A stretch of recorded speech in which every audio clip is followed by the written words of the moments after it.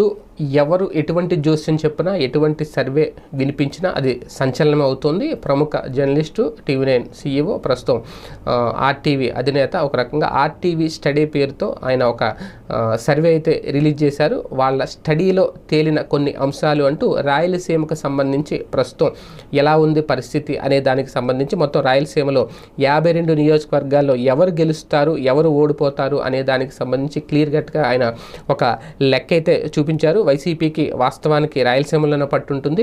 2022లో 3 సీట్లు మినహా 49 స్థానాలు అయితే దక్కించుకుంది. ఆ 3 కూడా టీడీపీ అధినేత చంద్రబాబు, ఆ పార్టీ సీనియర్ నాయకుడు బాలకృష్ణ, అలాగే పయ్యావుల కేశవ్ 2019లో ఈ 3 దక్కించుకున్నారు. అయితే మిగిలినవన్నీ కూడా వైసీపీ ఖాతాలో పడ్డాయి. ఒక రకంగా తాజాగా రవిప్రకాష్ గారు చెబుతున్న దాన్ని బట్టి చూసుకుంటే ఈ అంచనాలు ఒక రకంగా ఈ దఫా తెలుగుదేశం పార్టీకి 22 స్థానాల్లో విజయం దక్కుతుందని చెప్తున్నారు.